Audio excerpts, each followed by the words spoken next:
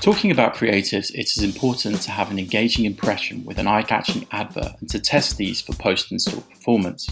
Could you tell us about your experience with banners, videos and playables, and how one should strategize their creatives with a mix on different channels and networks? Definitely. This took kind of a lot of trial and error to sort of get finally optimized, but I think the most important part before even going into optimization and testing strategies is sort of set up the proper structure and process for being able to brainstorm new ideas and to set into motion the creatives being constructed. And I think what is especially important and what I found especially relevant was to be able to coordinate and involve all the relevant kind of stakeholders. So not only the marketing UA people, but also the people making the creatives. It could be people on the design team. Everyone sort of that might have sort of an impact and influence should be involved whenever kind of possible, because if we only had marketing UA people in a room thinking of creative ideas, we're just going to think of marketing UA creatives. And if only the art designers are in one room, they're going to think of different ways. But no, it has to sort of be kind of married together. And to help with that, we definitely established sort of common kind of language. We always fell back on emotional pillars. So every ad kind of evokes kind of an emotion. It could be a good one, it could be a bad one. It could even be an apathetic neutral one, which is the worst one to have, I think.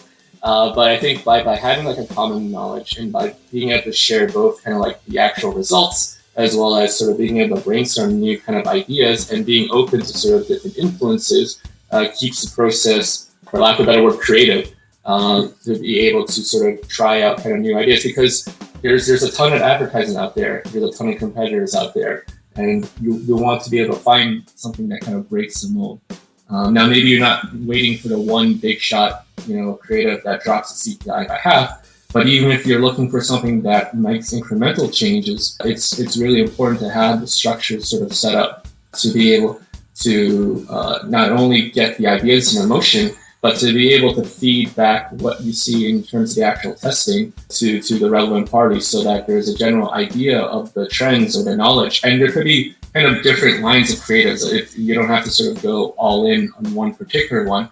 It could be creatives that sort of appeal to sort of different groups of people. Maybe one creative appeals to people who like to work in teams, or another one where it appeals to people who really like the power fantasy of being able to blow through several levels. But I think those are definitely ways that you could sort of use to see, in a way, the kind of players that your creatives and game attracts, as well as what of the values and USPs of the game that is appealable to people, if that makes sense.